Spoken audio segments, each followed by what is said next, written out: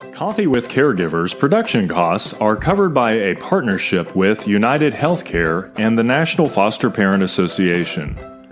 We receive no federal or state funding and depend on our constituents and viewers to help us achieve our goals to provide support and services that meet identified needs within our mission. We would like to welcome the viewers of Coffee with Caregivers to the family. The National Foster Parent Association offers several membership opportunities for individuals, child placing agencies, and state and local affiliates. You can join today or donate at nfpaonline.org. Well, good morning, everybody. Welcome to Coffee with Caregivers. Again, the National Foster Parent Association is so happy to bring these episodes to you. Enjoying a new guest every week that brings interesting information that I think will be beneficial to each and every one of you. Our guest today is Rob Scheer. I'm going to ask Rob to introduce himself and tell everybody what he wants you to know about him. And then we're going to get into the who, what, and why of he's our guest today. Before we do that, though, my cup today is one that was sent to me by somebody I don't know, but somebody who's watched several of the episodes of Coffee with Caregivers and saw that I have a different cup every time. And she was saying, I don't know how you get a new cup every week, but that's amazing. And you'd be surprised how many of these that I'm starting to get in the mail. But this one was really special. And it says, I will walk by faith even when I cannot see. It's a verse in 2 Corinthians. And she's a foster mom and an adoptive mom. And she talked about how she had to walk in faith many more times than she ever thought she would have to in her fostering journey. Certainly that reverberated with me. I even took it to my husband and said, would you look at this? And this is why she selected this cup. And he said, too, I don't know what we'd have done if we didn't have faith, because it was just like sometimes it was like, we're not going to make it till tomorrow. Don't think we can make it till tomorrow. And I knew probably you've been there too, Rob. So I'm so excited to have you on. And thank you. But hold on, Irene, I got to show my cup. I have. Be a good human, because for anybody who follows me on social media or who has read my book, or that's one thing I say all the time, that each and every one of us, it doesn't matter how fat our wallets are. It doesn't matter where we live. Each and every one of us have an opportunity every single day to be a good human. And that's what I hope I do. Exactly right. My friend Rhonda Scartino, I'm sure you probably know her. I don't know. She's a former foster child, but she's just such a motivational speaker and wonderful person. And she really pushes the acts of kindness. And I think that's kind of part of being a good human. It doesn't make any difference what else is going on. It's doing the right thing, being kind to another person, right? Thinking about them before yourself. Yeah, I agree. I think of my story as a boy growing up in the system. As I think about the entire journey, I actually was just talking about this yesterday to someone that, it was those little acts of kindness that got me through to the next step. As a young boy being homeless I was a senior in high school, fall of 1984, growing up in Northern Virginia in foster care, and to come home from school and instead of a parent saying, hey, you just had an 18th birthday, I was handed a trash bag and literally became a homeless kid. And I had made the determination at that moment that I was going to graduate from high school. Much like you and I had talked about this before, I was the youngest of 10 kids and no one had graduated. And I was going to be that kid. And but it was the act of kindness of a teacher. She would always have extra food. And she always knew when I needed that extra wink. And it's the act of kindness. Yeah. I mean, I just don't think sometimes we understand how powerful just something we think probably don't even know we did that was kind, just by smiling at somebody. Yes. I see that all the time. Can change their whole day. And so it's so easy to do, and yet we are living in a world now where we keep like hearing how horrible everything is, right? You know, how people don't like each other, they hate each other, they have no patience for other people. I mean, all of the stuff that we're hearing on the news all the time, I just don't even listen to it anymore, quite frankly, and I don't read the paper anymore either for the same reason. I don't need that. But you know, it's like, yet every time I turn around, I'm seeing somebody doing something nice for somebody, right? Yeah, those are the great things. You know, I say this to my kids all the time. And by the way, the pictures behind me are my 5 children. But I tell my kids all the time, it costs nothing to smile. And, you know, when you pull up to that traffic light and maybe you don't have a care package in your car like we carry sometimes in our car, look at that person standing there with that sign and smile at them. That's right. Because that could be the only smile they get all day long. And that smile could truly give them the energy they need to make it through the next day, you know, and that as humans is something that we must realize. You know, I remind us all that we must understand that our community, the community we live in, it's not our zip code. And for some reason, we think that our community is our zip code, but our community, it's our human race. That's what our community is. So what affects people in my little town of Darnestown, Maryland, affects people in Austin, Texas. And what affects people in Austin affects people in Cherry Hill, New Jersey. That we all must understand that the ripple effect. And, you know, it's when it comes to kids who are in the foster care system. And, you know, Irene, you've been around where you've had many kids. How many kids have you had in your home? 127. 127. Over 27 years, though. So it was wow. But still, 127. You know, I've had 5.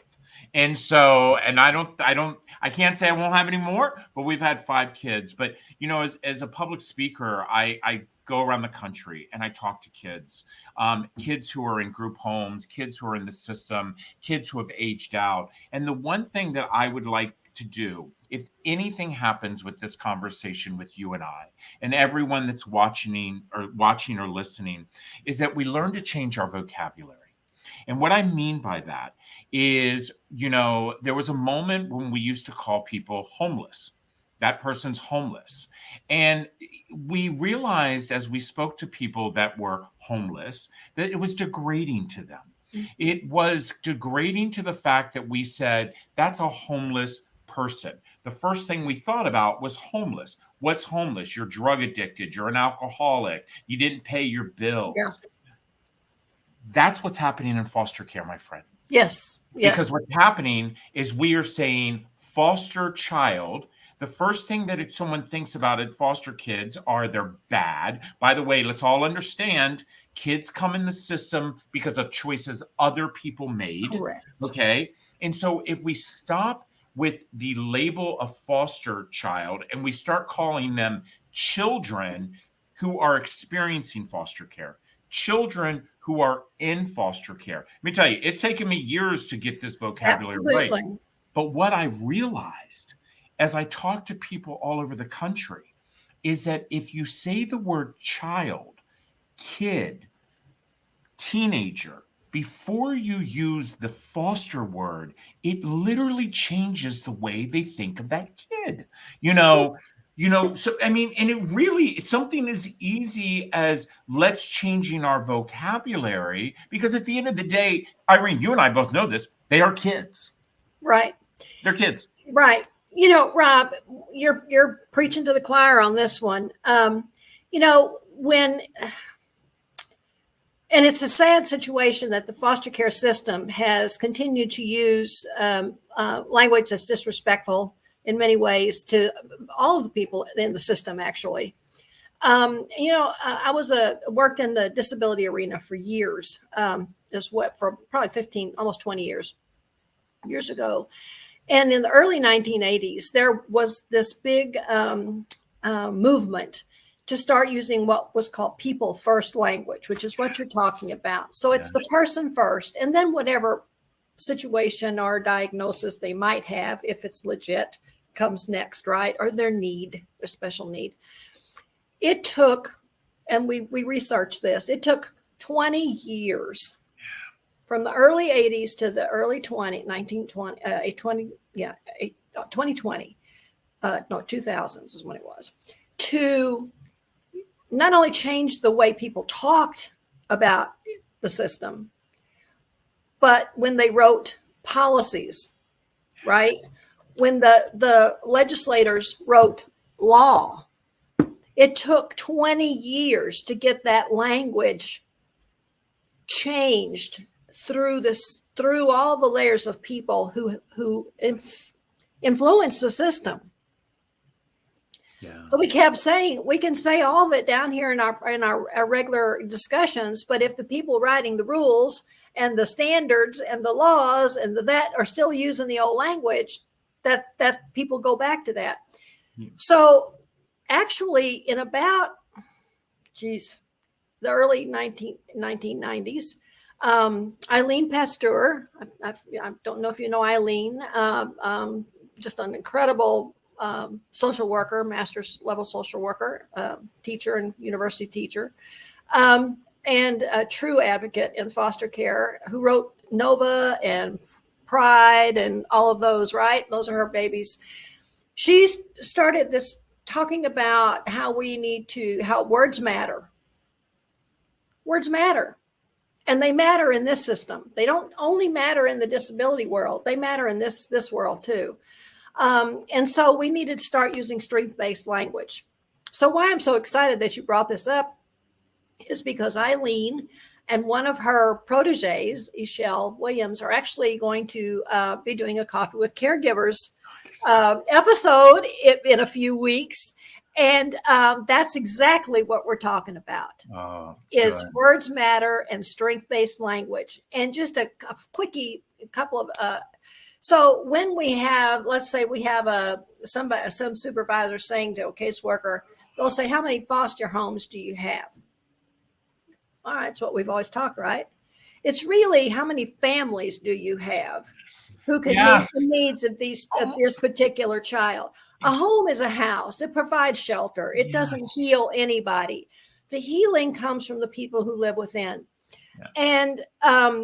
And I've told this, so if people hear this, we had an experience where an 11-year-old boy was brought to our family as a child to join our family. And the caseworker walked in and she said, here's your placement. Yeah. She didn't even tell me. I mean, I knew his name because they told me that on the phone, right? I mean, this young man, 11 years old, turned around and looked at her and said, I'm not a placement. I'm a kid. Yeah. Wow. My name is. And he said it.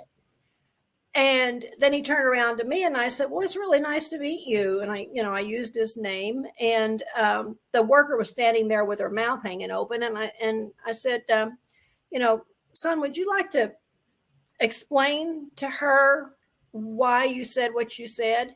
And he said, sure. He turned right around to her. I knew this kid was after my own soul, right? And he said, I'm not a plate. You're not placing me on a table. I'm a person. You don't place people.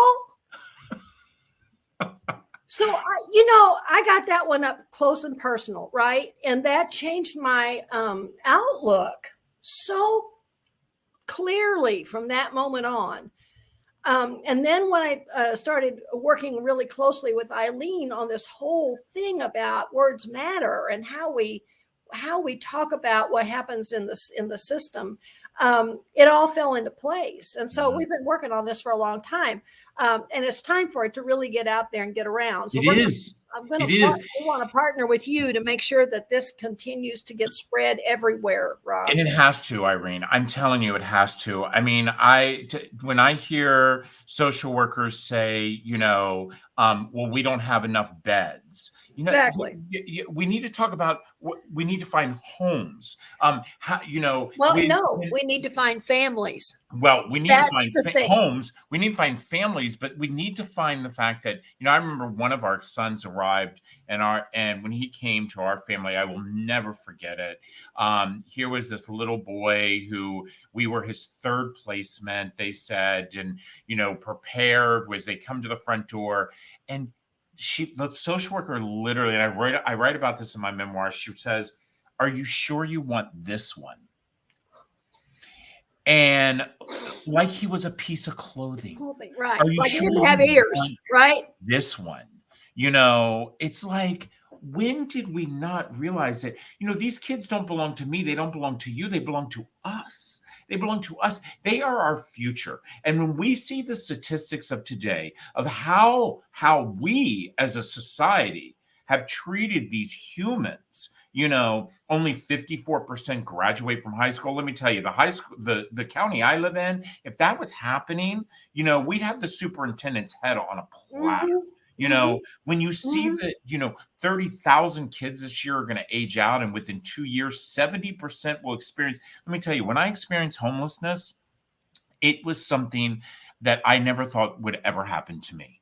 To wake up in the morning not knowing where you're going to sleep as a child. I was 18. I was a child. I will never forget, I had a job making $3.35 an hour because that was minimum wage back then. And the owner of the taco place that I worked at had heard that I was the homeless kid. And so he used to leave the outside bathroom door unlocked so I could sleep there. And I would sleep there at night, and I would get up in the morning, and I would hide my trash bag, and I would go to school, and I would hope kids wouldn't, push me in the locker. And I remember I would sit there and I would wait for all the kids to leave the cafeteria, and I would go over and I would dig and gather as much food as I possibly could. I was a child. My community had failed me, but let's explain why that happened. My community failed me, just like what you just said about the higher up people who write everything. They weren't educated about me. Right. They weren't educated about me. They weren't educated about kids like me, just like those who write the bills. They're not educated about kids like us.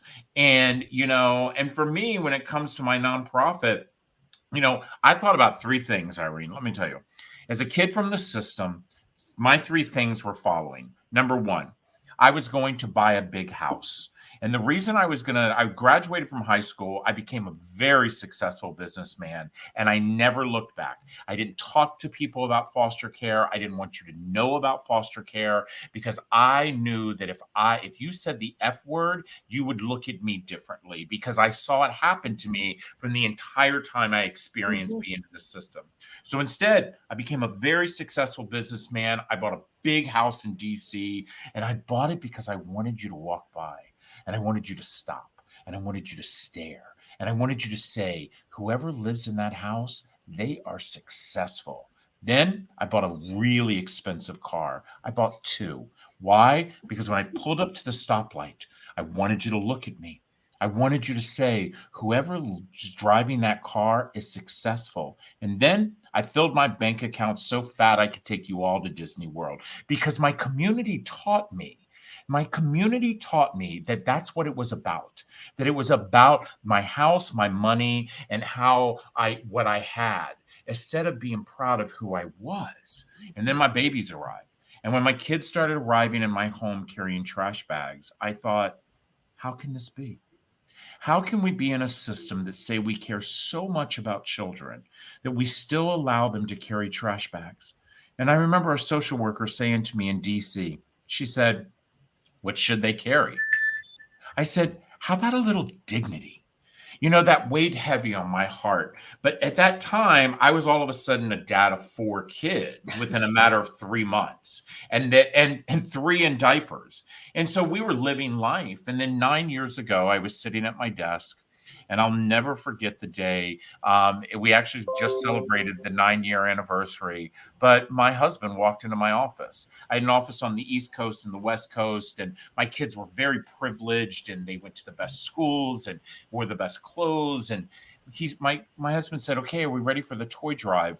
Because it's around the Christmas holiday. We do this big toy drive, put a tent in front of Ben's Chili Bowl. The owners were friends of mine. We'd bring in all the local celebrities. And I said, I don't want to do it. He says, "What do you mean?" I said, "I don't want to do it." He said, "Why not?" I said, "What are we teaching our kids? We're teaching our kids that to give the needy kid a toy, it makes it all better." I said, "Why? We need to do something that impacts our community." And he says, "What do you mean?" And I am not kidding you. I leaned over, I opened up my desk drawer, and I pulled out a trash bag. And he said, "What are you doing with that?" I said, "I've never left it go by my side. Every desk I've had, every time I got promoted to an executive, to an executive, to a CEO, I always kept that trash bag because I never wanted to forget where I came from." And he said, "What do you want to do?" And I said, "I want to eliminate these in foster care." And so we gathered members of our church, we gathered some of local politicians, some of our friends, and I told my story. I told my story of the 12-year-old boy who walked up the first home with a trash bag, the 18-year-old boy who would hide his bag because he was Mhm. so embarrassed. I told the story that I was the kid that you used to drive by and I was digging out of trash cans. I finally told my story, life-changing. And then I told the story of what I felt children needed the first time they came to a family. The first thing that we need to do is when a child walks into their door, they need to welcome them home. Welcome home. And then they deserve to have new items, a brand new pair of pajamas. You know, my daughter was 4 years old when she arrived. She was the saddest little girl I'd ever seen. And I was the happiest man because I was finally a dad. She went into her room.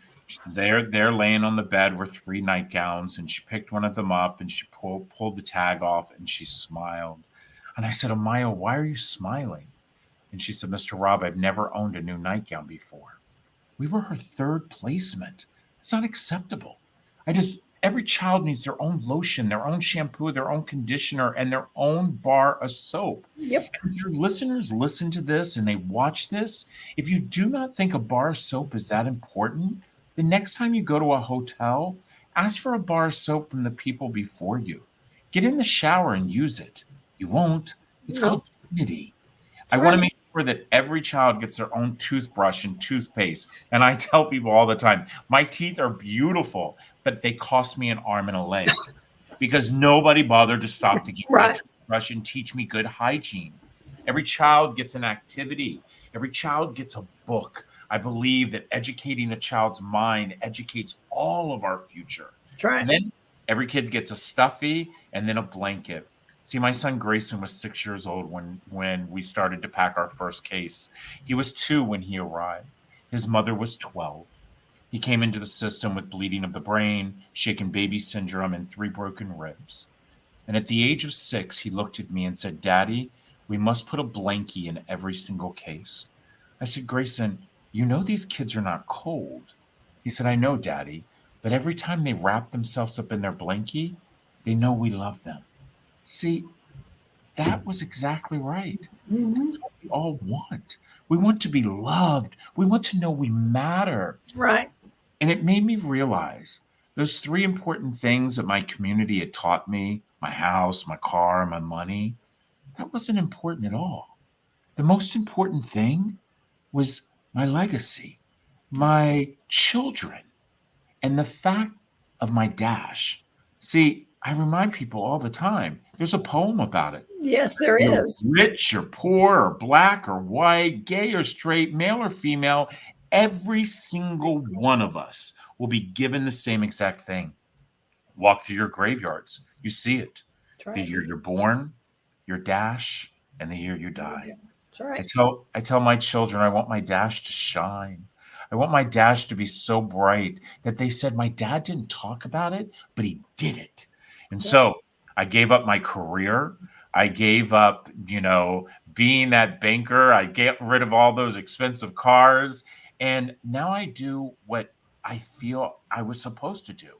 I took my passion and I made it into a purpose. And that is to go around the country and to teach people about kids like me, to teach people, to let them understand that children in foster care belong to all of us. That Right. children that are in the system are all of our future.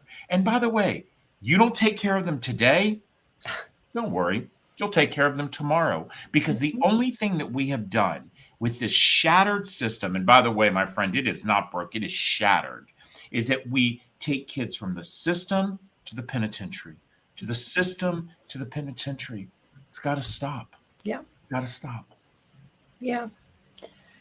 Yeah. The unfortunate thing is nowadays, too, we're taking kids from the system into human trafficking. Oh, what, 80% right now? It's 80%. really horrible, because I've been doing a lot with the Safe Coalition for Human Rights. And, the more I'm into that, and have been serving on their board for probably 6 years now. And I feel like I'm just now touching the surface of what I need to know, about the realities.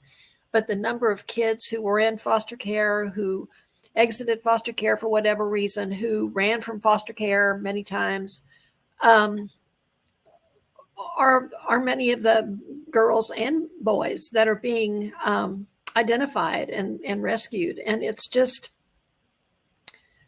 mind-boggling to me, because then we don't have the appropriate services for them either, right? No. To try to figure out how do they reassimilate into any type of a normal seat for them in the world. The thing is that, when the statistics show us that 80% of all children that are human trafficked are in or are touched by foster care.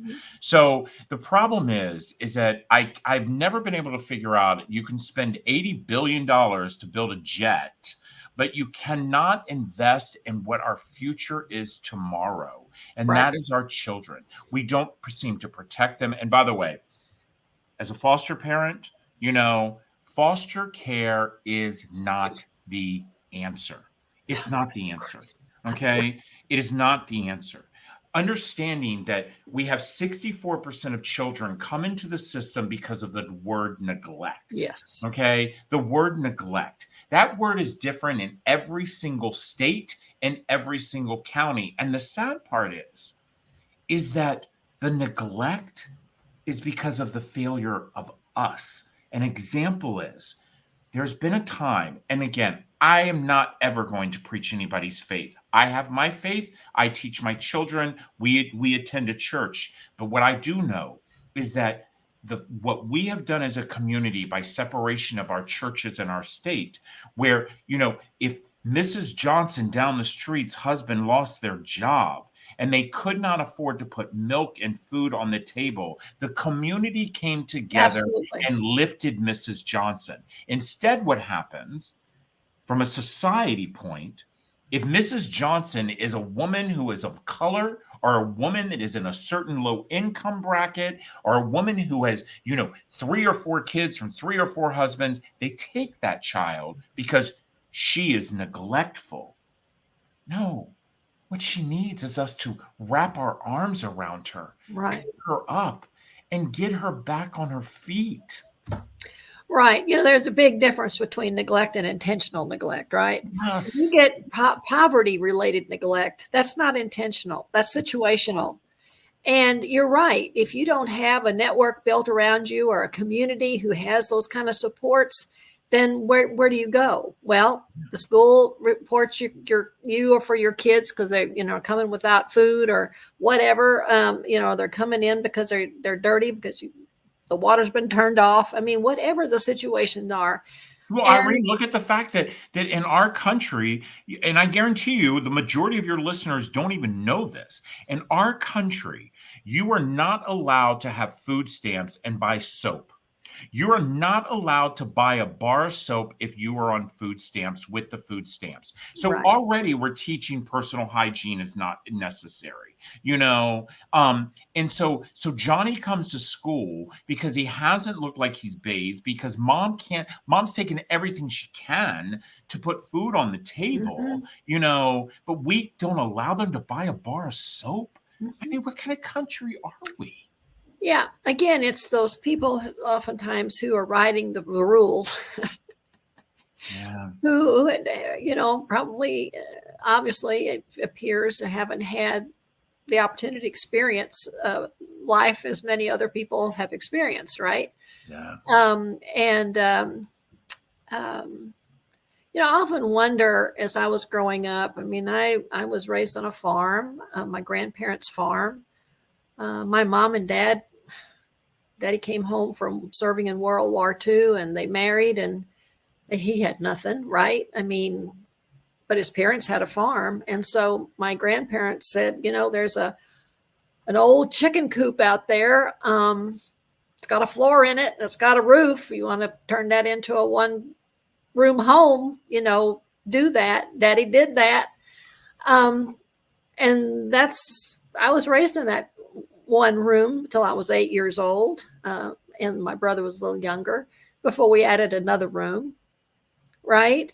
And daddy wouldn't add the room until he had enough money to buy the materials and, scrounge other materials and whatever he needed to add to make that room on there. And his brothers and aunts and uncles came and everybody built the room on. And, 7 or 8 years later, they came and built on two more rooms. Right. That's how people did things then. They had a community of neighbors and family that didn't live all across the country, right? They were more close around and could draw on each other to make things happen. And my life was happy. We always had food. We always had a garden. We always had animals. We always had eggs. We had everything we needed. We go to the grocery store and bought sugar and flour, basically, salt and pepper. Did we have a lot? No. Did we have to work hard for everything we got? Yes, because we had to grow it and produce it and can it and, butcher it and everything else. Learned a different way of life and a different way of living that I think it has certainly influenced my life and how, my husband and I have chosen to raise our family and with the values of that it's not about what you have, it's about who you are. And to talk about why it's important to have work ethic but why it's also important to have fun and, all of those things. But I'm just, when we would get these kids that would join our family through foster care, it was like, they had no joy. None. The joy was gone. Had this 9-year-old girl tell me one time, she said, because she wanted to have sex. She came and told me she was ready to have sex with this boy at school. I said, "You're 9. She said, "Well, that's all right. Mama says, don't worry about how many kids you have because every kid you get more welfare. So it's okay." She was 9. Yeah. It's a sad time, Irene. I remember a young boy a couple of years ago. I'd been filming, it was like in 2018, I was filming my CNN special, and a young boy got a case in the Midwest, and he opens it up and he starts to take things out and he starts to cry, and we stop the filming. I sit on the floor and I said, "Why are you crying?" He said, "Mr. Rob, I've been in foster care for 3 years. I've been in 11 homes." He says, as he's pulling out all these brand new items, he says, as tears are rolling down, he says, "Why would somebody do this for me?" I said, "Do what?" He said, "Why would somebody give me all these new items?" I looked at that little boy, and I'll never forget it. And I said to him, "You do not have to know someone to love someone." That's right. And that's something we as a society have to realize, that you do not have to know someone to love someone. And we should all want someone to do better. Because if I lift you up, I stand tall. And if you lift me up, you stand taller. And that's what we should all go back to. Yeah. Yeah. We got a long way to go, Rob. We're going to get there, my friend. We're going to get there. We're all on the same page. And anytime you need the National Foster Parent Association to step up and partner, you just let us know, okay? And we'll maybe ask the same of you. So I'm really excited. I want you to watch for the episode with Eileen and Nichelle on the Words Matter, because I think you're going to get blown out of the water when you hear all of what they have to say. Well, you know what? Send them over to Fostering Change. I'd love to have somebody on my podcast. I'd love to have you to represent. And I would love every foster parent that's out there who is listening to this or watching this to make sure that every social worker that they speak to and that they know understands that for free, they can get a comfort case filled with brand new items. The only thing they have to do is go to comfortcases.org and fill out the form, and we will ship them. We will ship them. We'll ship them as many as they want and as many as they need from birth all the way to age 19. Just don't ever hand a child a trash bag again. Ever again. Thank you, Irene. You're welcome. I think that this has just been a wonderful experience for our listeners.